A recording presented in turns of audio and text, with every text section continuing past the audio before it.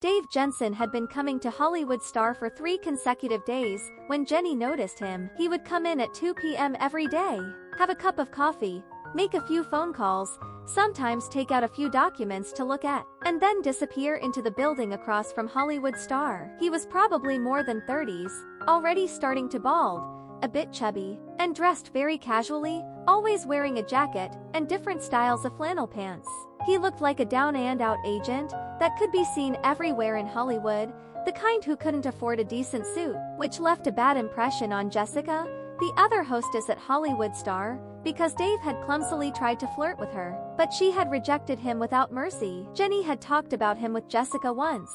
It was their break time, and Jessica went into the alley to smoke, and Jenny followed. Jessica handed her a cigarette, and Jenny held it in her hand, playing with it but not smoking. He's probably a small agent who comes to fight for roles for his actors. Jessica blew out a smoke ring and nodded towards the 6-story building across the street, her tone revealing a hint of envy and, of course, some jealousy. There's been a lot of action over there lately, with quite a few bitches coming in and out. In Los Angeles, the entertainment industry is a major pillar of the economy. The office building across from Hollywood Star is rented by the television drama production department under Time Warner. It's usually busy here, but at certain times of the year, it gets quite lively. Hollywood Star's business also sees a small peak during this time. The specific time generally refers to the pre-production stage of a new TV series, which usually takes place between May and June for the fall season. After the script outline is approved by the top management, the production department starts assembling the crew. In addition to the main actors, who have mostly already been selected, there are many minor roles that require auditions. The location of Hollywood Star is quite close to Hollywood, but the rent is relatively cheap, making it a cost-effective choice for renting office space for auditions. It's time for auditions, Jenny said simply, putting the cigarette in her pocket. Why don't you try your luck? The reason Jessica settled for Hollywood Star was because it was close to Time Warner's audition location, which she saw as her path to success. However, she had been working here for a year, and, except for sleeping with a few security guards across the street, she hadn't been able to successfully hook up with anyone from the casting department. Without a person in charge, you cannot enter any casting director's selection range. If you directly run over to submit your resume and attempt to dominate the audition, you will only be chased out by security guards. Jessica wasted a year of effort and could only give up on her efforts to break into the TV drama industry. In these few months, she started actively submitting resumes and applying for jobs as a print model, and also contacted a modeling agent. Jenny mentioned her unhappy past, which made her face darken. "Don't you smoke?" she asked. "My shift is about to start," Jenny explained. Jenny Jan sometimes smokes, but Chen Zhen does not. Jessica didn't listen to her explanation. "If you don't smoke, give it back to me." Jenny shrugged and handed the cigarette back to Jessica. "I have to go in." "Hey, Jessie." Jessica raised an eyebrow at her, still looking cold. "I heard you have an audition next week. Good luck."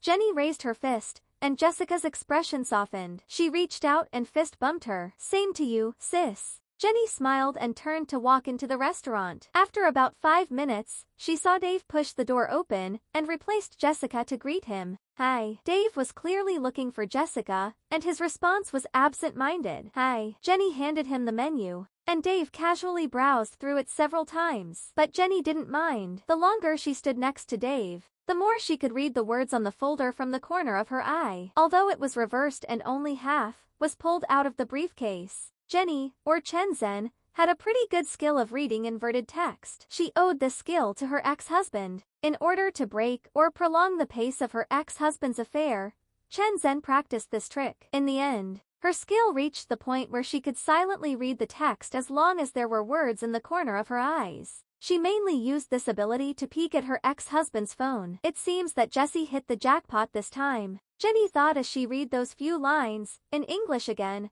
Audition schedule for May the 13th, Office 1, Vampire Hunter Buffy. She didn't need to read it all to know that this was the casting for the hit TV show, Vampire Hunter Buffy, on WB-TV network. According to the shooting schedule, Buffy should start shooting in July. In May, some regular roles for this season would be selected in advance, and some script adjustments would be made. After the main actor returns in July, they can start shooting directly. Having such a document and coming every day, he couldn't just be a simple actor's agent. He should be the casting director of the Buffy crew. Or even higher, maybe the writer or producer of the Buffy crew. If she could establish a relationship at this level, getting a guest role in the TV show should be an easy task. Although Jenny Jane was somewhat reluctant to use this electrocution method, it was only because she had a lofty goal to dominate Hollywood. In reality, for someone like her, no matter how she uses it, such resources must not be missed. Even if she is not interested in TV shows, she can ask him to introduce industry friends to find an agent for herself, or simply introduce her to a small supporting role in Warner Bros. Film crew. This is when she started paying attention to Dave. In the following days, she subtly figured out Dave's full name and confirmed his identity again from the phone because of the popularity of The Avengers in 2012. She had a deep impression of Joss Whedon and did some research. One of Joss' masterpieces was the charming vampire hunter Buffy, and Dave received several calls mentioning Joss' name. This is a good resource. Landing in Hollywood can be said to be the arrangement of fate, or the result of Jenny Jane's multiple efforts. There are reasons for so many Hollywood drifters once occupying the geographical advantage. There will definitely be opportunities nearby, but whether one can recognize and seize them depends on the individual. Jenny Jane did not flatter Dave. She took the route of small talk, which is normal in all restaurants. In order to get tips, waiters often chat with customers. Dave was served by Jessica for the first 3 days. On the 4th day, Jenny just greeted him. On the 5th day, they started talking about the weather. On the 6th day, they talked about Dave's dog. On the 7th day, they talked about Jenny's audition. Now Dave is used to being served by her. On the 8th day,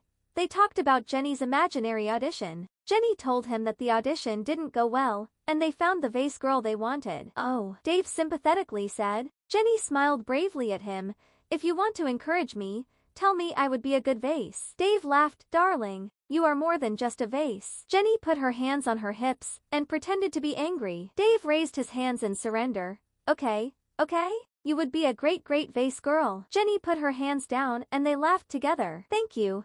I feel more confident now. Dave gave a 30% tip that day. On the 9th day, Jenny asked Dave if he would be working here in the future. Dave told her that he lived in New York, and this was just a temporary job. He would be leaving next Wednesday, but he still didn't reveal his profession. There were 6 more days until next Wednesday. Jenny smiled, not in a hurry. She wasn't desperate enough to hold on to any opportunity. Calculating the time, on the 10th day, she greeted Johnny and took a day off using her accumulated vacation time. In the afternoon of the 11th day, Dave arrived half an hour earlier than usual. He seemed restless until he saw Jenny, and then he smiled. Hi. Jenny still smiled at him. Same as usual. Dave blurted out, yesterday, Jessica served me. His tone sounded accusing, as if being served by Jessica was not part of his original intention. I had a day off yesterday, Jenny said with a smile. I hope you weren't inconvenienced. Dave made a non-committal expression, and Jenny smiled as she returned to the counter. Besides coffee, she took an extra muffin. This is compensation for yesterday,